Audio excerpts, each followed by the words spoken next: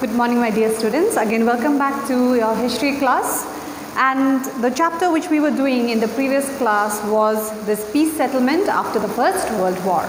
And we did about this Treaty of Versailles, where Germany was totally against. Germany objected to this treaty, and there were several reasons. Okay, so one of the reasons was here they signed this treaty because they were forced to do so.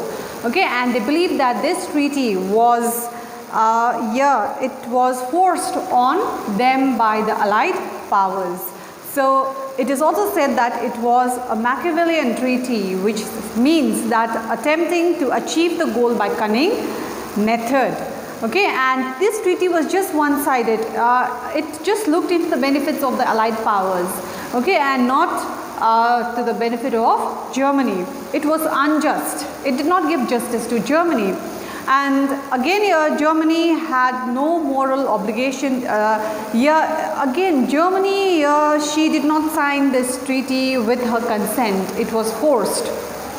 And again, it was injustice to Germany because most of her territories, she lost most of her territories by signing this treaty. Okay, and again here see Prussia, Posen, Danzig, it was given to Poland, and again here Silesia, many of the territories, let's say, it was given to it was joined with the other territories. Okay, so this way Germany was not happy with this treaty. Germany, there were objection by Germany towards this treaty because Germany lost many of her territories, and this treaty was totally a humiliation for Germany. Then now we come to the merits. Today what we are going to do is merits and demerits of the Treaty of Versailles. So before we move on to the merits and demerits, we will first look into why many of the historians, they believe that this whatever objection was put by Germany towards this Treaty of Versailles, why this was refuted, why it was refused by many of the historians. Okay, because Germany believed that, Germany had said that this Treaty of Versailles, it was what? It was, this treaty was a great humiliation. Okay, this treaty was very harsh towards Germany. Okay, but why this treaty? Again, it says here, why this treaty, according to many of the historians, was not that harsh or was not that humiliating what Germany had stated. The charge that it was a dictated treaty has no value. So Germany said that it was a dictated treaty. But many of the historians believe that it was not that. Because after every war, victorious power imposed terms on the defeated. Because this is the rule of the war. After the end of the war, when they signed the treaty, the party which has become victorious, or let's say the party which has won the treaty, or let's say won the war, okay, that party will impose terms of the treaty towards the other party who has been defeated. This is an international usage. Okay, this is going on everywhere, international usage. And Germany herself dictated the Treaty of Brest-Litovsk on Soviet Russia in 1918. So in 1980 also, when Germany defeated Soviet Russia, she also had done the same thing. So Germany has no moral right to criticize the Versailles Treaty as a dictated one. And Germany would certainly dictate a treaty on the Allies if she had been victorious. So Germany would have done the same thing if Germany had won the First World War. Germany would have done the same thing to the Allied powers. Okay. Then next is Germany's objection that her frontier districts, that is the border districts which she lost, the territories which she lost, were unjustly partitioned. It's merely sentimental objection. So whatever Germany said that her border region was partitioned, okay, she had to, many of the territories were lost, isn't it? So Germany felt that it was an unjust treaty because she lost many of her territories. So the mainland of Germany was kept intact okay, because mainland of Germany did not lose this mainland, it was intact, it remained in Germany, while some dot of land here and there was detached. That means just few territories from here and from the border region it was detached, but the mainland of Germany was intact, it was there within Germany. After all, Germany was not partitioned. Germany was not partitioned at all. Just she lost few of her territories here and there.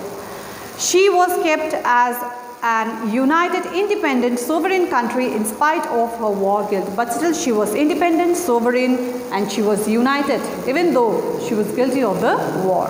While Germany was partitioned after Second World War, this tragedy was avoided in 1919. So Germany was partitioned. Germany was partitioned only after the Second World War, but after this war, in this Treaty of Versailles, Germany was not partitioned. West Prussia was given to Poland by verdict of plebiscite. Plebiscite means again voting. Again Prussia, Germany claimed that she lost Prussia, but Prussia, again it was not forcefully taken out. Prussia was given the option, okay, the voting option, plebiscite. So also was Sudetenland. So Sudetenland, Prussia, which Germany lost, these territories, they got the option to vote, okay, what they wanted to do. The 14 points were not expressly violated by the Versailles Treaty, though the 14 points did not mention reparation demand by supplementary called lashing notes. Germany was informed of reparation demand, thus the historians refute Germans' objection. So in the 14 points, which was again this 14 points was initiated by US President Wilson. Okay, so yeah, this 14 points, it did not violate the Treaty of Versailles, because though in the 14 point it was mentioned, okay, that they would be, it was not mentioned that Germany would have to pay reparation by supplementary called lashing note. Germany was informed, but Germany was informed of reparation. In the 14 point, it was not written that Germany had to pay reparation. Reparation means compensation, the loss for the war, which Germany had to give to the other countries. It was not written in the 14 point, but Germany was already informed about this reparation. Okay, though it was not written, there was no lashing note, there was no note, or it was not written that Germany had to pay reparation, but Germany was informed that Germany had to pay reparation. So Germany could not call this treaty a humiliating treaty or unjust treaty. Now this is what we are going to do now is merits of this Treaty of Versailles. The settlement washed out the old order of dynasties in Europe. So before there were dynasties in Europe, now this treaty washed away, it was no longer, it was totally removed, okay, dynasties were no longer there. The hereditary dynasties held Europe under their feet and prevented progress of nationalism and democracy, because these dynasties were hereditary. Okay, after this again another dynasty, so it was hereditary, and because of this there were no progress in Europe. The Romanovs, the Kaisers, okay, these were all the emperors. Habsburg, they were all replaced, and in their places now came parliament and democracy. So before there were dynasties, there were emperors, okay, dynasties. And now after the Treaty of Versailles, these dynasties were no longer there. Instead of dynasties, they were parliament. Okay, and Europe was reshaped. So Europe was now reshaped mainly on the basis of one nation, one state. The familiar picture of modern Europe was drawn at Versailles, which has survived even today. So this Europe was reshaped. The familiar picture of modern Europe was drawn according to the Treaty of Versailles. Then Kaiser's militarism and wealth politic. What is wealth? W-E-L-T. W-E-L-T, politic. P-O-L-I-T-I-K. Wealth politic means the world politics. Okay, the world politics. So Kaiser, the emperor, okay, before the First World War, it was Kaiser who was ruling Germany. So Kaiser's militarism, the world politic, wealth politic, it was now totally buried. It was no longer there. The League of Nations laid down a new world order based on security and independence of all nations. So now League of Nations was there, and what was the aim of League of Nations? To maintain peace, security all over the world. The Versailles Settlement sought to give Europe a protected period of peace by disarming German militarism. And now this Treaty of Versailles, it wanted to give Europe a period of peace by disarming, okay, with the reduction of arms and weapons. No longer sword was an arbiter of all questions. So no longer sword means war. Every time war was not the solution. The League of Nations tried to solve international dispute by peaceful means, and League of Nations, it wanted to solve all this problem in a peaceful manner. A number of nations now grew by this Treaty of Versailles. So there were so many nations which grew. A long-standing problem that plagued Europe was solved. So the long-standing problem, okay, which plagued Europe, it was now solved. And the international rivals and the problem of Franco-German, Austro-Serbian rivalries were buried by this Treaty of Versailles. So any kind of international rivals, the dispute, okay, between different nations, it was solved by this Treaty of Versailles. So these were the merits. Now we move on to the demerits. Demerits. So the first demerit from this Treaty of Versailles is Germans' objection that the treaty was, or let's say this Germans' objection, okay, what German had said about this Treaty of Versailles, that treaty was a dictated treaty, had some justification. The Germans therefore regarded the Versailles Treaty as an imposition and felt no moral obligation to keep the terms. Okay, so German objected this treaty as a dictated treaty. It was forced on Germany. It had some justifications as well. The Germans therefore regarded this Treaty of Versailles as imposition, that means something which was imposed on them, and felt more moral obligation to keep their terms. The principle of one nation, one state was not uniformly applied. So as it was said earlier that it would be one nation, one state, it was not applied uniformly. Germany was denied its benefit while German inhabited Silesia was partitioned and Sudeten was given to Czechoslovakia and West Prussia was given to Poland. So one nation, one state, okay, this statement which was given by Wilson, President Wilson, that Europe will be one nation, one state, it was not kept up to the mark. And Germany, because it was not applied, because Germany lost many of our territories. So this way it did not become one nation, one state. And Germany held that the treaty had double standard. Austria, a German state, was denied union with Germany. So Austria was denied union with Germany. So you cannot say that Germany was united or Europe was one nation, one state.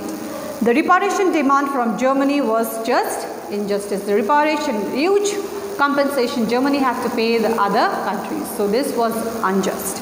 Germany alone was not guilty of the war. Germany was not alone guilty. Even the Allied powers, they had no clean hands. Even the Allied powers were involved in the war. So it was not only Germany, but Germany was punished with reparation. Only Germany got the punishment. The amount of reparation demanded from Germany was very, very high. Okay, the amount of reparation Germany had to pay was very high. The war-torn, at the time Germany was totally defeated. War-torn Germany had to, when they had to pay reparation, they became defaulted. They could not pay this reparation.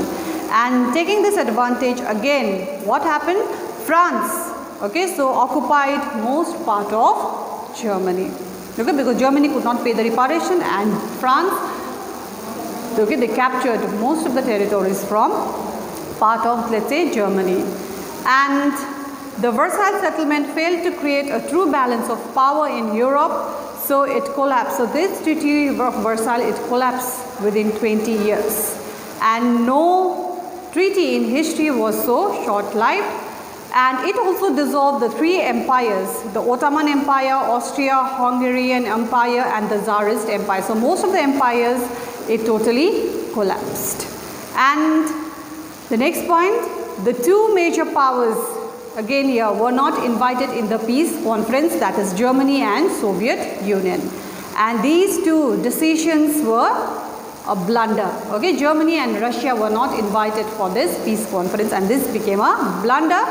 There were no stable peace in Europe, and to reestablish by neglecting the consent of Germany and Russia, and hence from the beginning Germany and Soviet Russia took anti-Versailles stand, and ultimately this treaty, okay, it was just for them, it was just a scrap of paper. So Germany and Russia were not invited to sign this peace treaty. Okay, this became a blunder.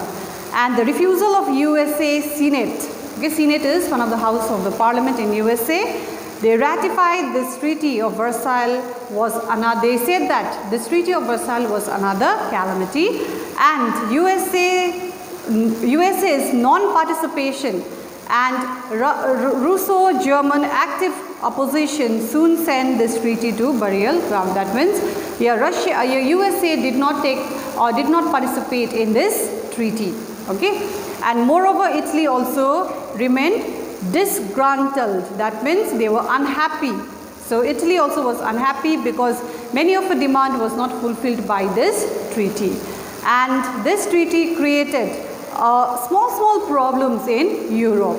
Like a large number of Germans were separated from their fatherland, like Czechoslovakia, Sudetenland went to Czechoslovakia, and they refused to put up with this arrangement that caused the violence, tension and deadlock.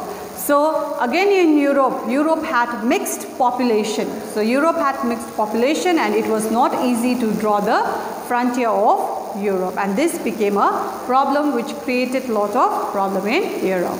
England and France, they were left with the responsibility of protecting this Treaty of Versailles. So England and France, Britain and France, their responsibility was to protect this Treaty of Versailles, and gradually what happened? England, they became very soft, generous towards Germany, while France became very harsh. And this Anglo-French differences, it destroyed the last hope of keeping this Versailles Treaty stable. Okay, then lastly in conclusion, it has been said that this peace treaty was not a complete success. So this treaty could not be successful. The treaty had unfortunately divided Europe into several states, and subsequently it is said the power like America also, they failed to ratify, they failed to approve the settlement, and they never joined the League of Nations. So great power like America also, they failed to approve this treaty, and they did not join this League of Nations. Thus France also became frustrated because the Anglo-American guarantee of her frontiers given in the agreement was never applied. And Italy also, so there were so many countries, America, France, Britain, okay, yeah, because of all this factor, this treaty became a failure. Italy also felt cheated because she did not receive the territory which was promised to her in the Treaty of London. So after the war, Italy also did not get those territories which was promised to her. Again, Russia was also ignored because the powers present in the conference were not willing to negotiate with the Bolshevik government, that is the Russian government.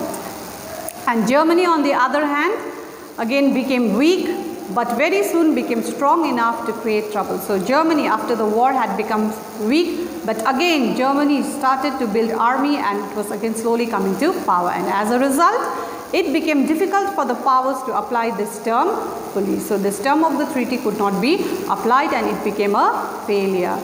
Gilbert White, he was an American delegate, a representative of America, present in the conference, remarked that given this intricacy means this complexity of the problem involved, it was not surprising that they made a bad peace what was surprising was that they managed to make peace at all. Okay, so even Gilbert White, he was an American delegate, he said that it is not surprising that they made peace, but what was surprising was that at least they managed to make peace by signing this peace settlement. So this peace settlement became a total failure. Okay, I'll stop here, and today I did the merits and the demerits of Treaty of Versailles, the failure of Treaty of Versailles. Okay, so just go through this and I will send you notes on this.